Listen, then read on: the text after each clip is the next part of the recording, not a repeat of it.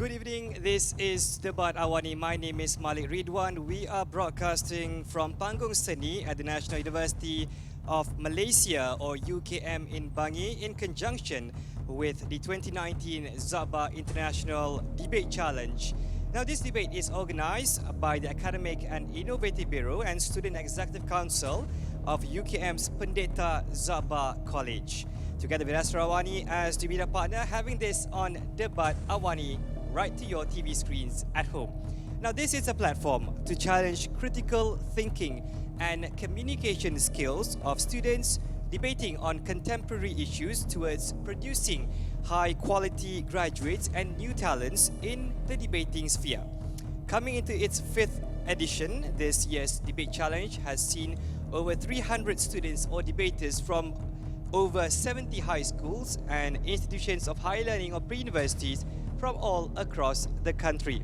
And we have the final round for the English category of the debate, which will see Sekolah Dato Abdul Razak from Negeri Sembilan versus Sekolah Sains Kuching Utara from Sarawak.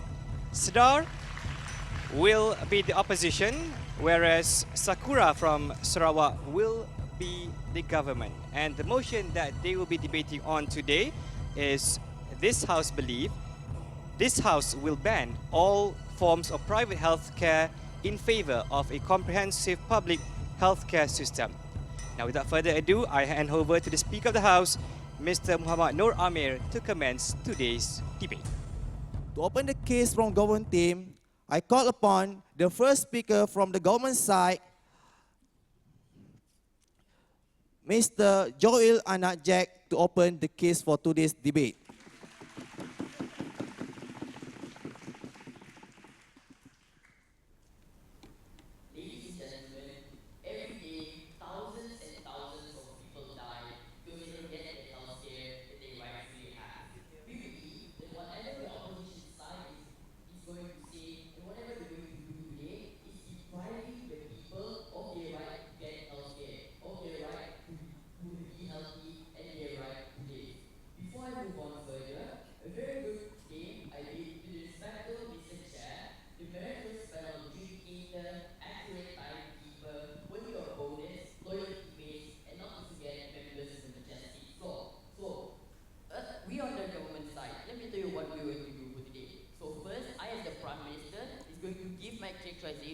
Towards today's motion, and I will be giving my two arguments. Secondly, my Prime Minister will come up here and will rebut the arguments that have been given by the Leader of Opposition, and also will give his own two arguments. And lastly, my whip will rebut the case that have been brought up by the opposition side, and will do a few clashes that will reinforce our case and show to you how we have won today's debate. So moving on to my characterizations. So the first key phrase that we define in today's debate is all forms of private healthcare. So what do we mean by all forms? So firstly, we mean this by anything that's actually related to health and is under the private sector. So it counts as a private hospital, the private insurance company. So all of these companies will be banned. And let's see a few characteristics of this stuff in the first place. So firstly, we need to understand that this private healthcare is very, very expensive, and it's only accessible most of the times to the rich and middle class. Secondly, these things, they have no to little intervention from the government. So they have the power to decide what's the price of the medicine, what's the price of the surgery, and whatsoever. Thirdly, these things, they prioritize profit and they prioritize their image first. So we say to you that they don't really care about their patient. They don't really care about they don't really care about what's the conditions of the patients. And lastly, the doctors and nurses that graduated from university whatsoever will see this private healthcare as their main choice. No, thank you. The second key phrase that we define in today's debate is comprehensive public healthcare system. So what is this in the first place? So this is a healthcare system that's fully under the government. So the government will control this healthcare system, and we need to understand that this system is cheaper than the private healthcare system. So most of the people that will be going to this public healthcare system, will be subscribing to this, is the third-class people and some of the second-class people. So, finish on my definition. So who are the stakeholders within today's debate? So first we have the government, which is going to impose this law. Secondly, we have the patients that's going to experience these changes. And thirdly, we have the doctors who works at both the private and the public healthcare system. And we also have the society, which can be divided into three classes, which is first the first-class people, the rich; the second-class people, the one who have stable income; and the third-class people, which can barely serve food on their table. So what's the stance that our side has taken into this debate? So the stance that we have taken is that we need to prove how by banning all forms of private healthcare, we can bring a myriad of benefits. And what's the burden that needs to be answered on their side is how their side actually makes it, how banning healthcare isn't justifiable in the first place and will bring more harms than benefits. So the mechanism we set in today's debate is that we're going to shut down all the hospitals, all the private hospitals, and assign the doctors and nurses or whoever that works there to the public hospital. So now we're going to have more specialists, we're going to have more doctors that was working in the private hospital. Now they're going to be put in the public healthcare. Now they're put in the public hospital. So now public hospital has more manpower and actually has more specialists. So before I move on to my argument, in API, why can't both systems of healthcare coexist in the country? okay, I will explain that in my arguments and in my second speaker. So moving on to my first argument of the day. So there will be no incentivize for the doctors to go to the public hospital. So why do we say so? So as I've characterized private healthcare, they're really expensive. So these doctors, these nurses, they will be also paid with high wages. So of course, as doctors, as the person who wants to live, we all want to be rich. It's the nature of human to want to be rich, to want to be paid high for their salary. So that's why now, with the existence of this private healthcare, most of the doctors, most of the nurses, they will opt into private healthcare as soon as they graduate because they want to get high salary. So why do we say it's harmful in the first place? So now understand that not only is this discriminating, but we need to understand that this is endangering the life of the third-class people. Why do we say so? Because now more and more doctors and nurses actually going to this private healthcare system, they actually have more specialists, but with the price of having to pay more. So now third-class people who actually suffers from more diseases, actually suffers from diseases that are more critical,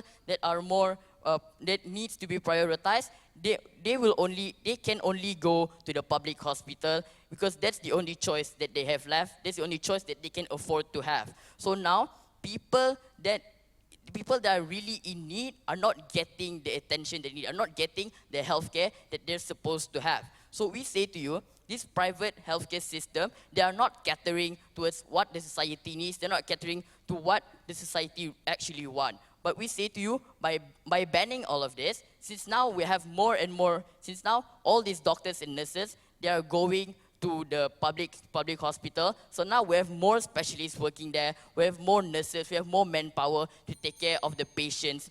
That we have. So we believe that at the end of the day, these patients, they can actually get a much better treatment, a much better healthcare. And we say to you that the third-class people can actually afford the healthcare that they need. And with that, I raise my case. Thank you, Prime Minister. The Prime Minister of the government team spends 7 minutes, 15 seconds. To open the case from the opposition team, I call upon the leader of oppositions, Muhammad Hazim bin Ashul Korni.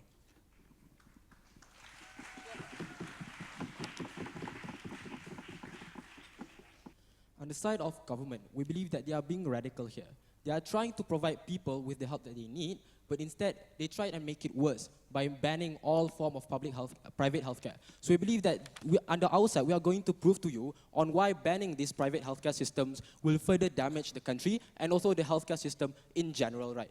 So now let's look at the context of today's debate. So within today's debate, we have to understand that public healthcare and private healthcare coexist within today's society, which means you have the option to choose to go to public healthcare or for you to go to these private hospitals. And we believe that that is okay for it to happen in today's debate. However, we have a few characterizations to add from our side. So number one, let's look at the idea of comprehensive public healthcare. Understand that a comprehensive public healthcare means a system that is more inclusive of the kind of treatment that it gives and services that it gives. For example, a public healthcare can now offer things such as counseling, consultation, and also the idea of therapy, which usually only exists within private sectors, which means these are the kind of things that will be provided by these individuals and by the government itself. We also have to understand, sure, it might be an increase in quality for the public healthcare system, but we also need to understand that it is also more expensive. So we believe that this is the harm that comes from that side. Before that, you may sit down. So let's look at our mechanisms for today's debate. Under our world, we want to maintain the status quo. We want these private sectors to be allowed to maintain their services towards the individuals on the ground. And even if you want to have a comprehensive public healthcare system, we still believe that banning the private healthcare system will not be necessary. So our burden of proof for today's debate is that why the existence of private healthcare leads to a better healthcare system. So before that, let's look at a few rebuttals coming from our side. So number one, they talked about how they want to shut down these private hospitals.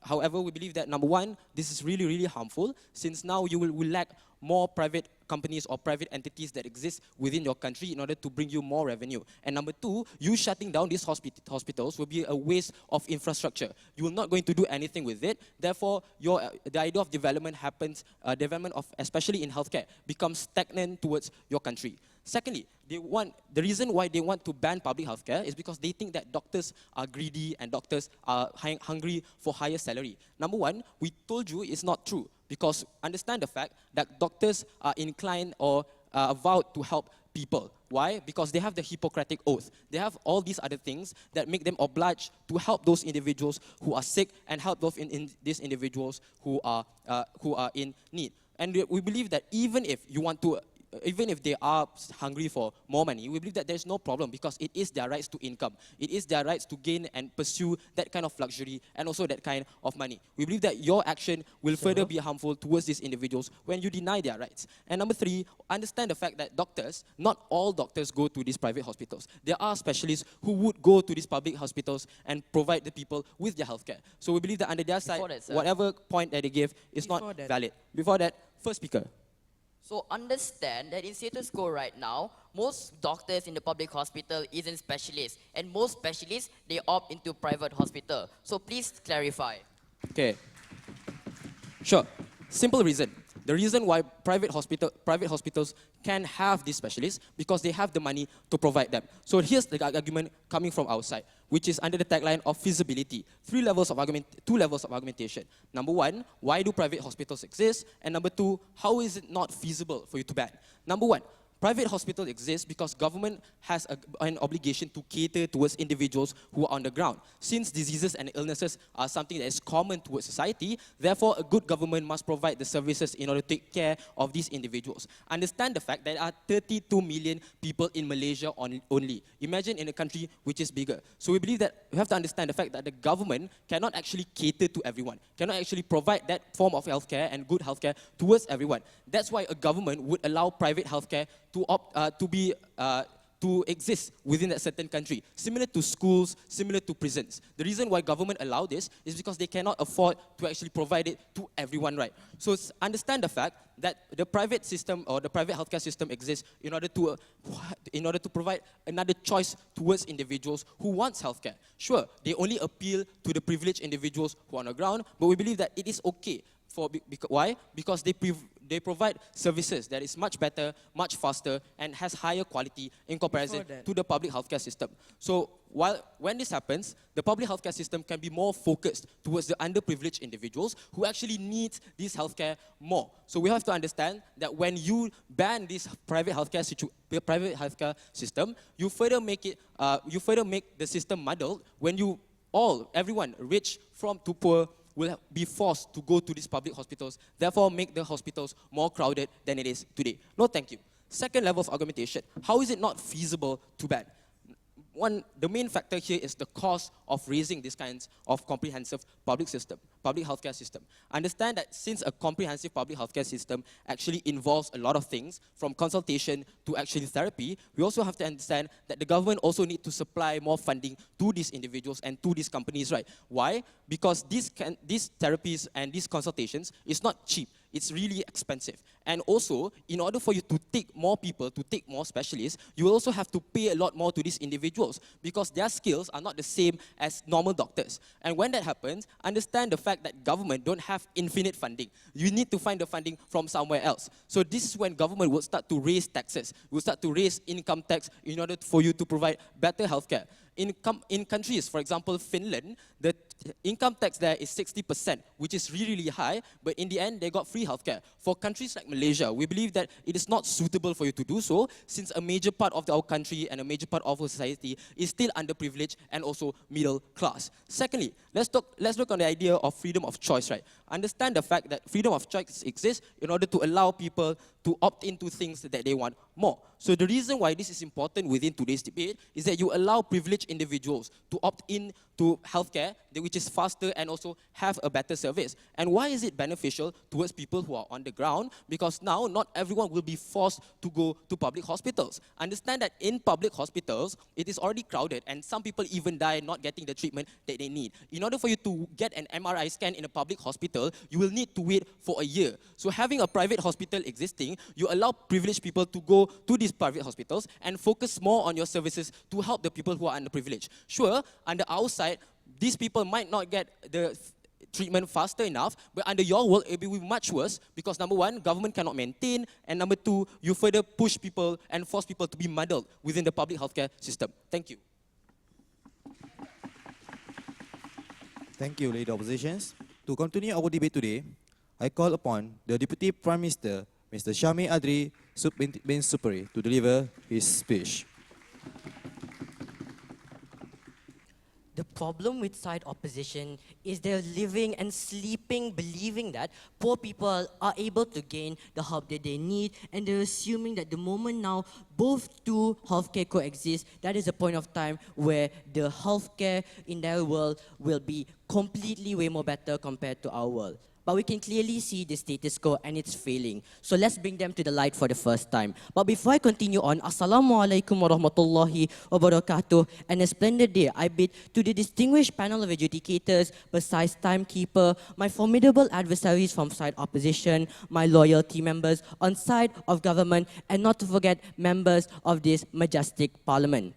Within my speech for today, I'm going to do two simple components. Firstly, I'm going to rebut whatever the first speaker from side opposition said. And number two, I'm going to give you my argumentation on how making healthcare a business is immoral to begin with. So let's move on to my rebuttals. What did he say? He told us that there is no, in public healthcare, there are certain treatments that you aren't able to get due to the fact that private healthcare has it. The thing is, the moment you close down all these private hospitals, private healthcare, that is a point of time where these doctors or these specialists that used to come from these private healthcare, then they will go to public healthcare. At that point of time, that is when then these public healthcare have the ability to do this treatment that they never could do. The doctors that came from the private healthcare are now able to come to these places, to come to public healthcare and give the help that is needed. What else? He told us that most of the time, he answered Joel's POI by saying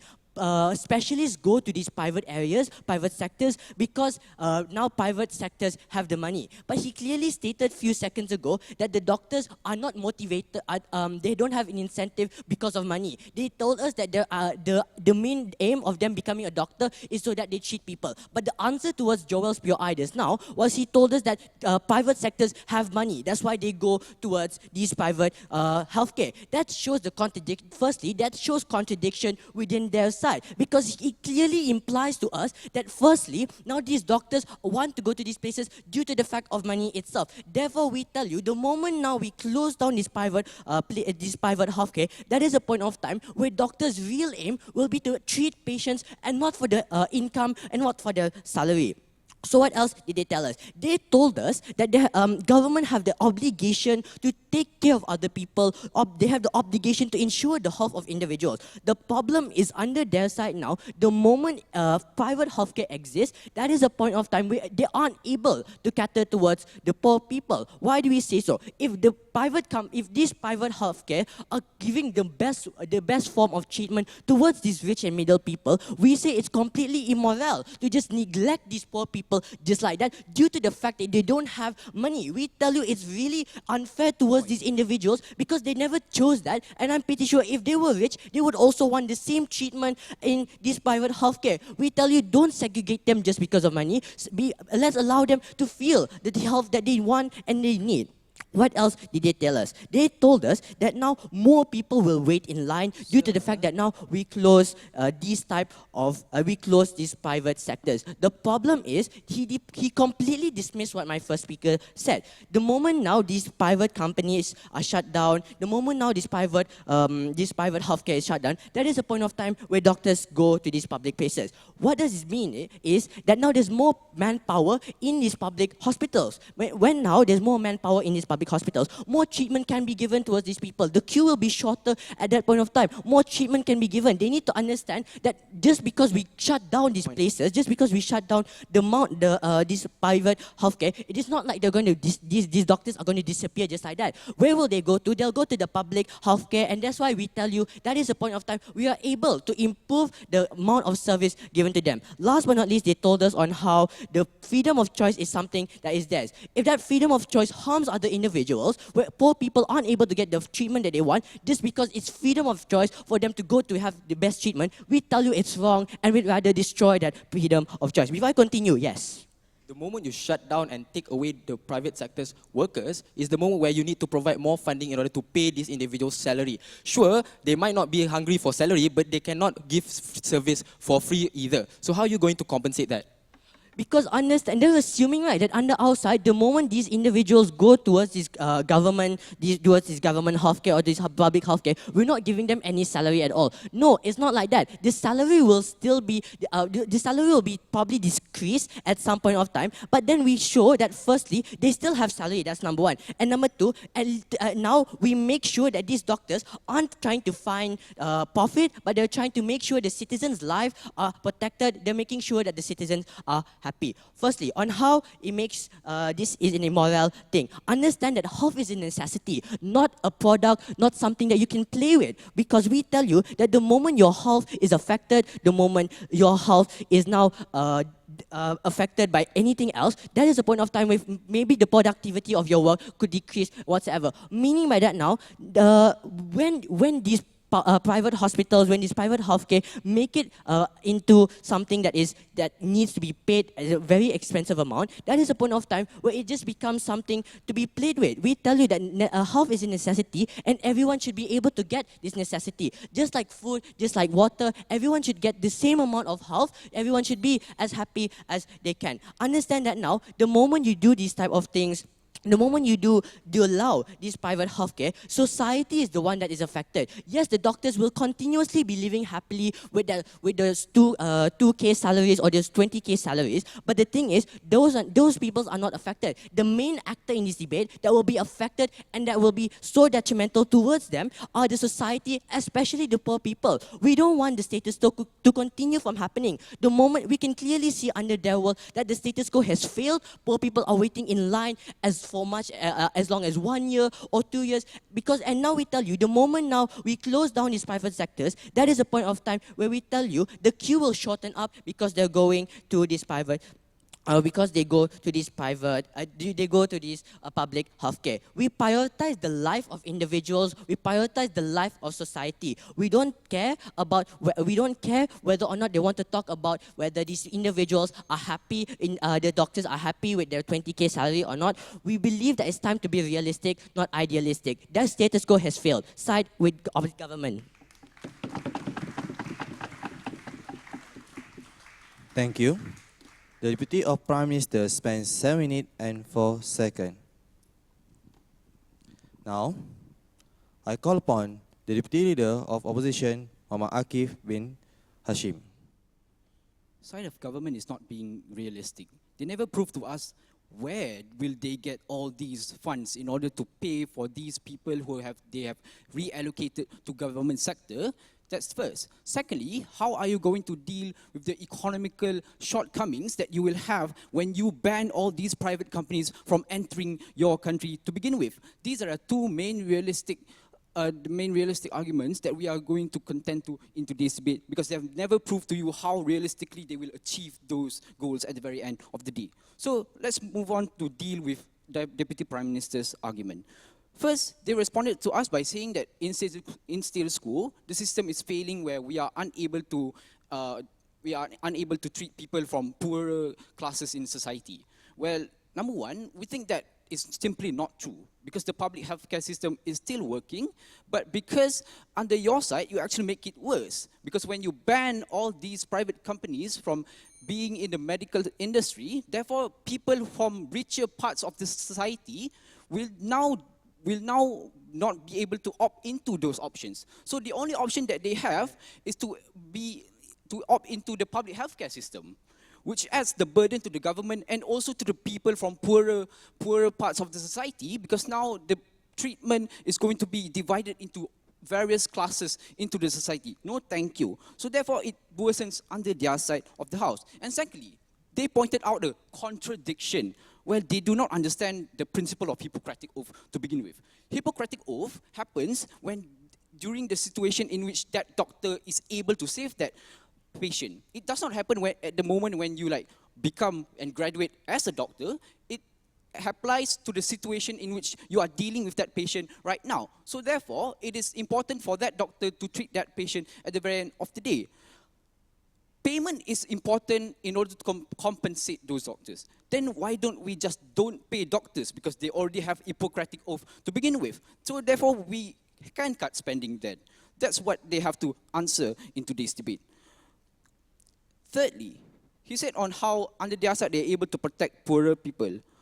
No, we believe that in status quo, there are already mechanisms to counter that, like medical subsidies given to governments, and the governments prioritize patients who are poorer and who would need these medical supplies at a severer condition. Therefore, we believe that in status quo, these poorer people have already been protected to begin with. Let's move on to deal to rebuttals to the arguments. First, he said that there's a necessity for us to, because medical sector is a necessity, therefore it is immoral for us to let businesses handle it. Well, there's a lot of necessities. For example, education. Then would you also ban private education, because it's immoral for business companies to conduct education at the very end of the day? Their logic is flawed from the very start. And secondly, he talked about how moral obligation is something that is important, something that the government should support at the very end of the day. We think moral obligation is still upheld on our side, in which we are able to provide public health care to these poorer parts of the society with no cost, with smaller to no cost at the very end of the day. And thirdly, how he said that we are able to prioritize the life of patients. But sure. Just now, you talk about how under our side, government can robust their economy just because we are blocking all of these foreign companies that want to start a private hospital in our country, right? But then the most that government under your side can benefit is tax revenue, whereas under our side, the rich is going to go to our hospital, they are going to contribute towards the economy of our government. So please clarify. I will clarify that in my arguments, which will exactly explain as what I have stated. So thirdly, how he said how you need to prioritize the life of patients. Well, if you don't have money, then how can you save that patient? Because medical equipments, medical employees require money in order for you to treat these people, in order for you to support that these people are going to work in order for them to treat these patients at the very end of the day. We simply don't understand what are the effects of the under the side of government. So first argument, how banning private healthcare companies leads to the inability to have specialization, and secondly, how the revenue to the country is disrupted under the side of government. So first level, under the argument of inability to have specialization. What do private healthcare companies have? Number one is that they have specializations in certain medical fields, which means that this company might specialize in cancer treatment, and other company might specialize in physiology and all other medical fields. Therefore, it creates a specialization in certain medical fields. So patients can now pick and choose what kind of companies that they want to go to, what kind of treatment that they want to have. Therefore, we think that in addition to that, more often than not, these private companies have their own research institutions to research the diseases, the drugs, the way of treatment that is going to progress the scientific research at the very end of the day. No, thank you. Second level, why is specialization important? Number one, it is important for us to enable research to happen at a faster rate, because these private healthcare companies are profit incentivized. Therefore, they have the interest to improve the treatment that they give, so that they can charge more, they can achieve a higher level of satisfaction in their customers. Therefore, we think that it is able to progress better on the outside, where research happens at a faster rate in the medical field. What's the comparative under both sides? Number one, under the side of government, we are able to specialize in more medical sectors, which can provide more sophisticated treatments, which at the end of the day provides a better treatment to the patients on the ground. And secondly, how we enable research to happen at a faster rate. Under their side, they have no specialization, and secondly, research happens at a slower rate. Second argument, how does this block revenue from the country? First level, what private companies contribute?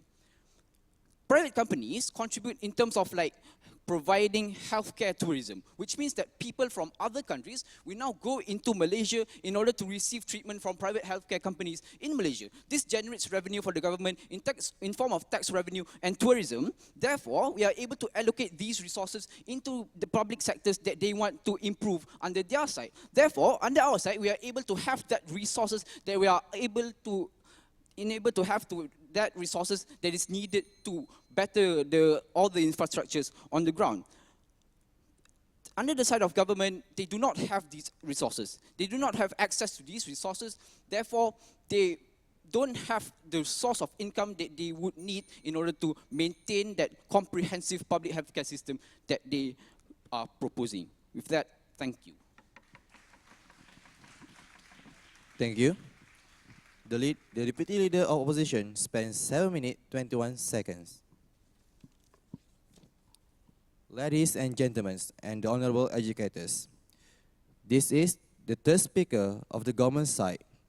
Let us invite Mr. Elvin Anna Austin Sigi.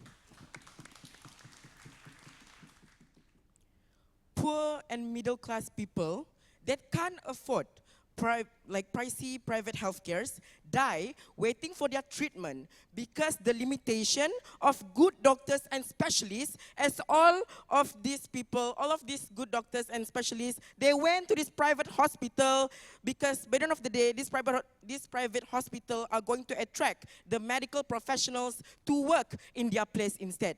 The rich are enjoying themselves lying on a comfortable bed in an air-conditioned room, while the mediocre are struggling to buy medicine because all of the resources are reaped by the private hospital that owns thicker wallet and owning the ability to pay pills company so that they are able to get more resources by the end of the day. We should take away this rich privilege and their private healthcare because the poor are suffering the third-party harm. We don't want any more people to actually die from this flawed system of private healthcare. Therefore, we believe that we are bringing the trophy back to Sarawak so that we are able to have more better hospital by the end of the day. So first thing first, what are the things that I am going to talk about in my speech, right? Firstly, I will rebut all of the point coming from their side, and secondly, I will be giving out clashes, and last but not least, I will be giving out comparative, talking to all of you panel of educators regarding on how our outcome are more preferable on the government side paradigm. So what have they talked about within today's debate?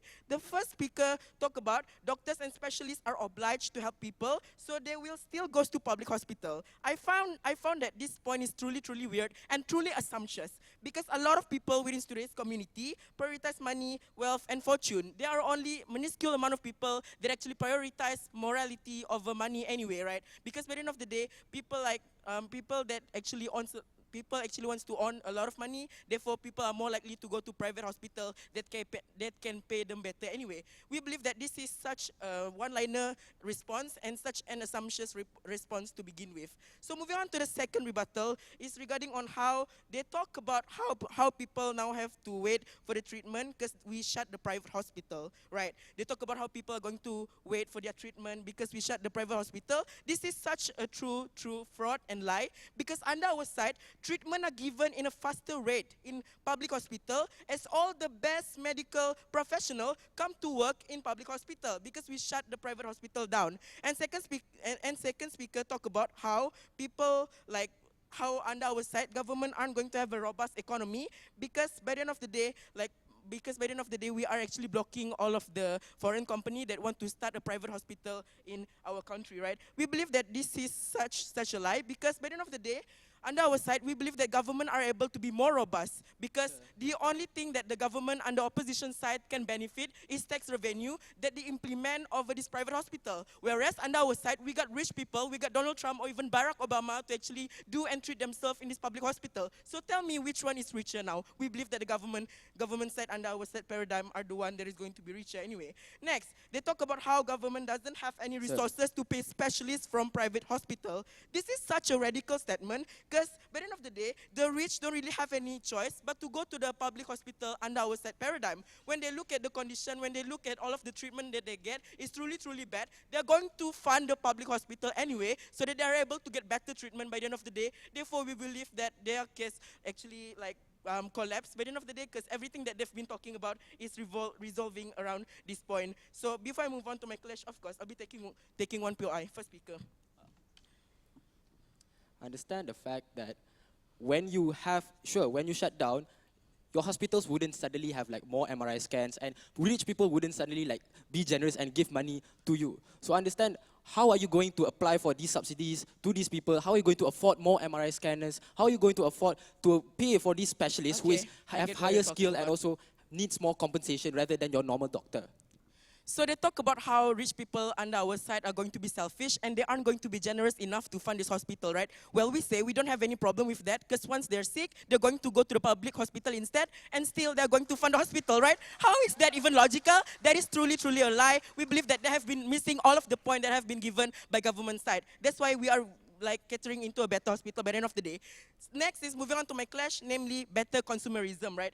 Rich, they talk about how they are going to maximize the consumerism under their side, because now rich can get to choose to receive their treatment in the hospital that they favor, such as private hospital. But then under our side, we believe that public hospital are under government. So people can simply put prices over the surgery or medicine they sell and provide over consumer. Because by the end of the day, the prices are actually being regulated by government and governing body, right? So understand that within today's debate, government can't really intervene in private healthcare. So why do we want this clash? We believe that consumers are forced to pay all of the expensive prices that have been set in place by the private hospital, because they run with private healthcare, which means government can intervene despite for the fact that they violated the rights of the consumer at the very first place by making the prices of medicine and services very pricey, despite all of the medication doesn't really worth as much. So now the consumer have to pay more, giving profit towards the private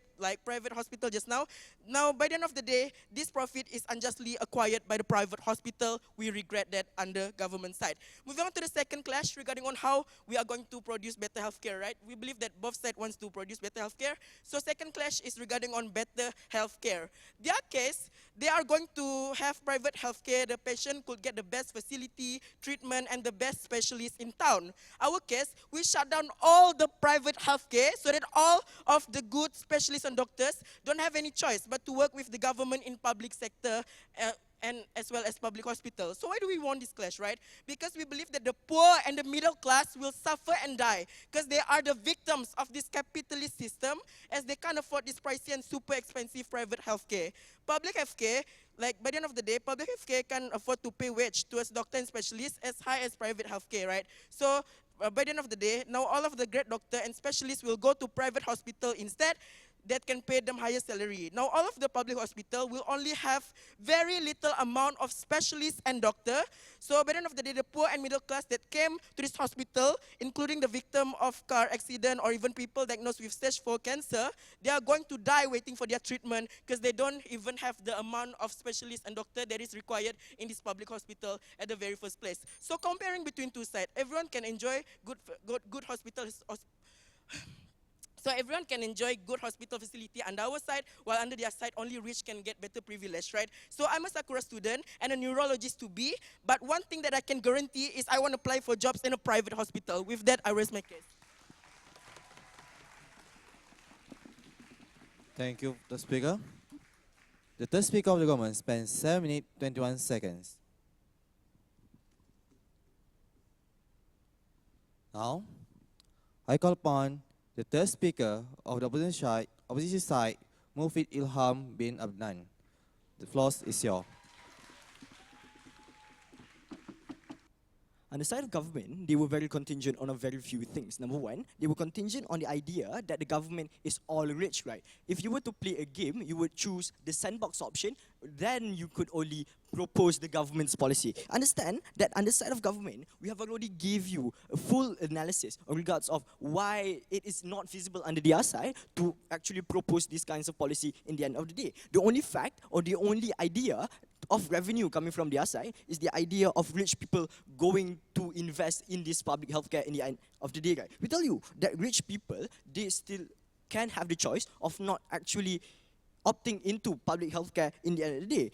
Why? Because they can still opt into tourism healthcare. They can still go to other states. For example, they could still go to Denmark to get healthcare. For example, right? We still see no direct realization coming from the side of government, and they just thought that every single rich people is suddenly a saint and would suddenly give money to the public hospital in the end of the day. Secondly, they also told you how when we suddenly, they also gave you the analogy, no thank you, they also gave you the idea that specialists are hungry for money, right? We tell you, number one, no, they want that form of high wage because they want compensation for their skills. Second, even if they are hungry for money, right? Even if they are hungry for money, right, they would still not work in this form of public healthcare because they are so hungry for money, they would rather go work outstation. They would go work in another country rather than working in public healthcare, then get paid wage less than what they deserve in the end of the day, right? On the other side, this form of wages, idea of wages, or the idea of people, the idea of this government getting this money is very false because the idea is very contingent on these rich people being saints in the end of the day. We tell you that the feasibility argument has not directly been contended under the other side. Sure. Firstly, we are debating in a world which we set the parameter universal. So you aren't going to have private hospital even in Sweden or even in Canada. That is first. And secondly, even if this doctor actually wants to go out there, right, to actually gain all of the better salary and all, we believe that we can still achieve that in public hospital because now the other rich people that want to actually get their treatment in public hospital are still going to invest anyway. Okay, so understand that parameter, that clarification only came in the form of POI. Why did not the Prime Minister say that form of parameter? We see no direct clarification coming from their side, right? This form of parameter that they said is clearly late. Understand that now the parameter that they want to clearly backtrack, right, is very false in the end of the day. Secondly, they want to tell you that oh, these people are rich or are hungry for money. Then suddenly, if you were to close down all private hospitals, then suddenly everyone will become a saint. Everyone want, oh, I want minimum wage now because the private hospital that I just worked for is suddenly closed. Then now they want to work for public hospitals, right? We tell you that even if you don't want minimum wage, they would still want compensation for their skills. And we question them multiple times, the idea of wage, where would you get that money from? They have never clearly stated. They only stated, the only response coming from their side is just head shaking and then saying, and then dismissing that form of POI in the end of the day. No, thank you. And two issues. Number one, which side better helps these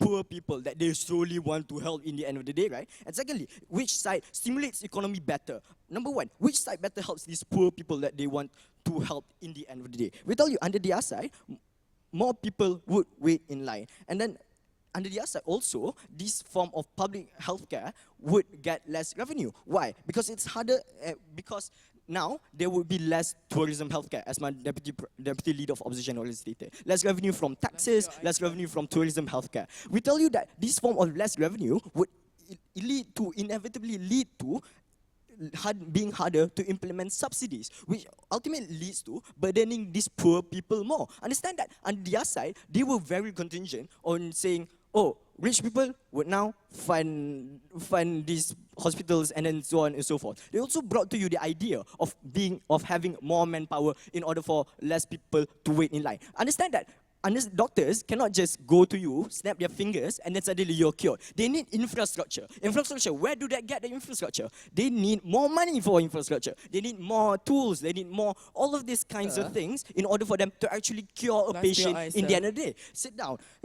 Understand that when we compare these both sides, and on our side, we tell you that we get more revenue in order for us to actually subsidize these poor people's healthcare in the end of the day, and compared, our side has less people waiting in line in the end of the day. Number two, stimulation of economy. Which side stimulates economy better? On our side, under their side, they said that rich people would go to public sectors, right? Number one, you say no towards tourism healthcare. They could still go to other places to get healthcare, even if they said that the parameter that they set was just set in the POI, so we did not clearly get that. And even if these rich people would go to public sectors, we tell you that they would still pay the same amount of money as any other people would pay. Understand that these rich people would still pay the same amount, and if these rich people are charged more than the amount of other people getting, it's just the same as our case. Our case, rich people are charged more because they are rich, right? And then those form of money is trickle-down economics, then it helps the others in the end of the day. We tell you that on our side, it stimulates the economy more.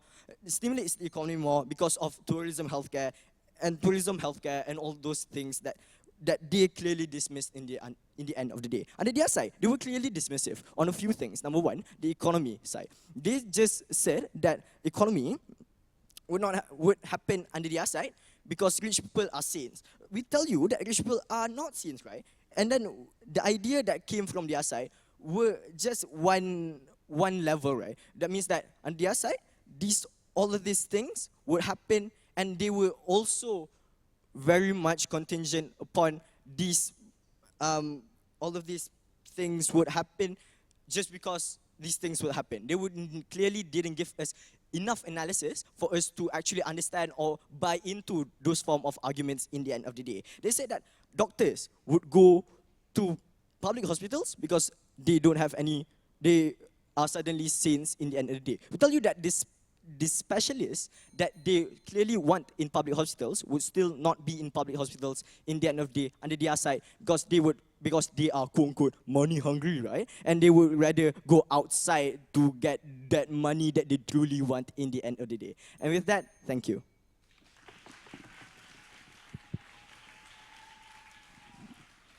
Thank you.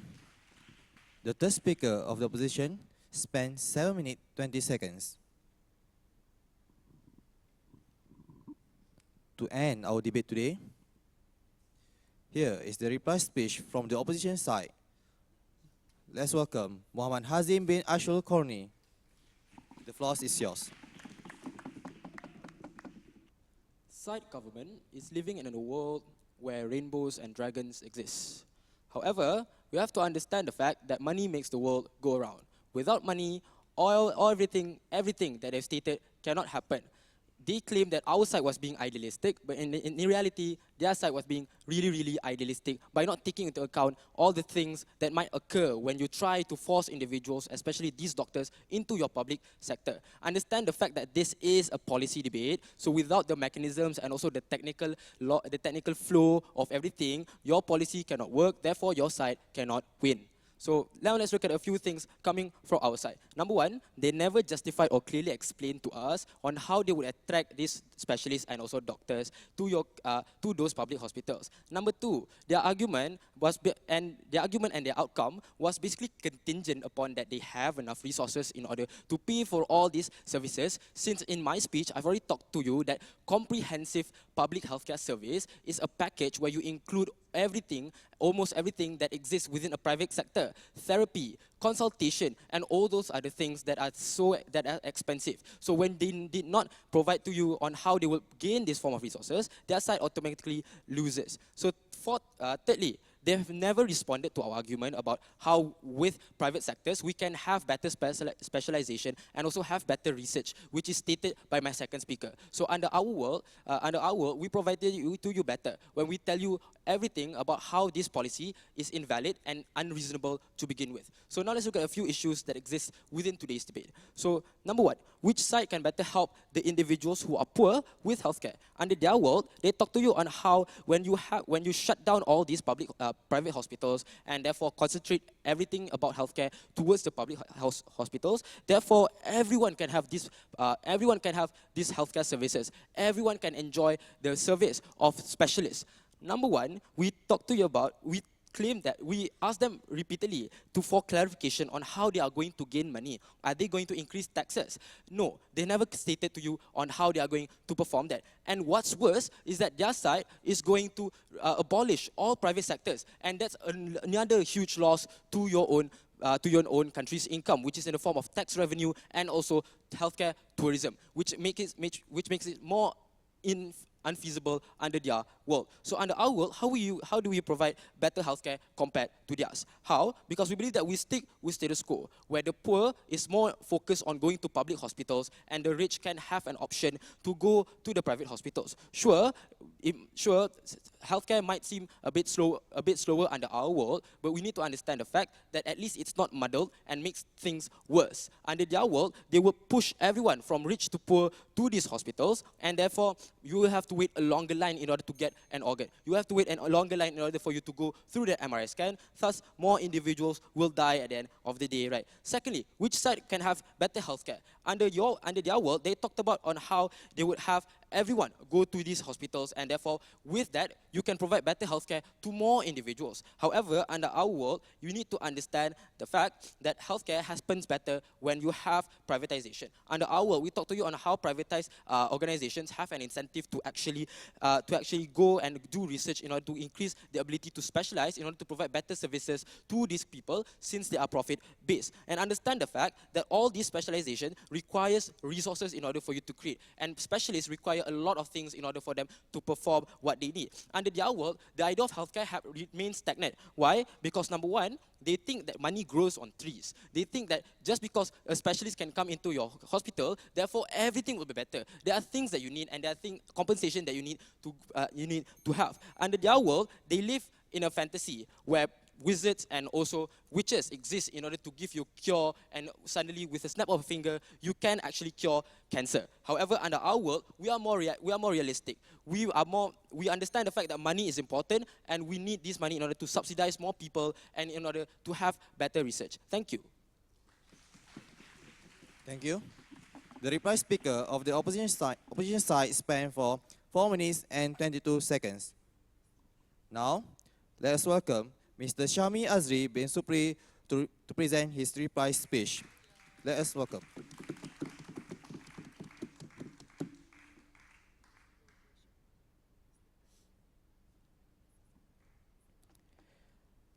Let's take what the third speaker say, and I want you to close your eyes and imagine this scenario. He told us that people who are sick will still go to overseas so that they can get their treatment. Imagine you in a car crash, and then just because you're so rich, you take a plane and you go to Sweden, you're all bloody and all, and then the moment you go to the hospital, then they tell you, oh, why are you bloody? Oh, because no public hospitals are in Malaysia, so that's why I wanted to go to Sweden just because of that. Understand what they're saying, right? It's really unrealistic, and they're assuming the moment you're sick, you'll have the incentive just to go to Sweden or Canada. So what I'm going to do in my speech for today, I'm going to tell you firstly what we told you and the flaws coming out from their side. And number two, I'm going to tell you the main questions that need to be answered within this debate and who answered it. So firstly, they made it look as if making health something that is okay to be made a business. They make it look as if playing with the lives and the money of individuals are something that are okay with. They understand that there was one thing that they never took down from us, because we tell you that a life of an individual and the health of somebody should never be played with. The life of an individual should always be prioritized, and we tell you the best form of treatment that can be given is through these public hospitals. What else did we tell you? So now understand that they're assuming that the fact that now just because we're taking away these private hospitals, that is a point of time when then they won't go to these public hospitals, they won't go and to these public hospitals and whatever. So why do we tell you that they will? Because understand that firstly, just because let's just take them to their best case. Let's take them to what they told us on how we didn't tell the parameter, even though we did. We tell you that firstly, even when everywhere else still has their private hospitals, it's not like all these specialists will go overseas. All these specialists will go towards these places. We tell you there are some people who will still go to these public hospitals, and that's why we say that at the end of the day, under our side, we still provide these hospitals, these public hospitals will still have the ability to gain these specialists. These specialists, they are able to help them. So number two, the whole argumentation and the whole case was contingent upon the fact that our mechanism will fail if you don't have, our policy will fail if you don't have the money to do so, and therefore they told us that our side false. The problem is, we already stated in my speech, in my first speaker speech, in all our speeches, that firstly, the rich people will be able to fund it, because now imagine a world where you as the rich people, you're not receiving the treatment that you want. You're living in a world where just because last time, private hospitals would give me an air conditioner room where they would treat me like 24/7, I'd be treated as the Prime Minister, then suddenly when I go to these public hospitals, I'm treated like I'm nothing. That is a point of time where rich people will take that incentive and try to fund them, will try to fund this research and whatsoever. They're assuming that the moment now rich people, we close down these private hospitals, everyone will just go away and everyone will not look at these public hospitals like that. So they tell us that now they're not conceding to the fact that the status quo has already failed. They told us that now when both coexist in the same world, in the status quo, that is a point of time where now the queuing will not be longer. They told us that research is faster. Well, we tell you it's wrong, and the status quo is the most clear evidence to tell that. They told us that they are able to find cancer quickly because now there's private hospitals and there's more money to do so. Well, there isn't a cure for cancer. There's no cure for AIDS. There's no cure for HIV yet. Even when these private hospitals are still existing, that's why we tell you all the benefits that existed under their side isn't real, and we tell you that under our side, when we allow these people, and when we allow these hospitals to go to these, to treat these people, that is a point of time where now we'll create a more healthier society, and that is what we want. Thank you. Thank you. The reply speaker of the government spent 4 minutes 19 seconds. Ladies and gentlemen, that's the end of our debate today. And there you have it, ladies and gentlemen, the Za'ba International Debate Challenge 2019 won by Sekolah Dato Abdul Razak, Sedar Negeri Sembilan. Congratulations to them, represented by Muhammad Hazim, Muhammad Akif Hashim and Mufid Ilham Adnan. Also, Muhammad Hazim won Best Speaker for this year's Za'ba International Challenge Debate Challenge 2019. Congratulations to the team once again. My name is Malik Ridwan. You're watching Debat AWANI. We'll see you again soon. Follow us on astroawani.com. Have a good day and goodbye.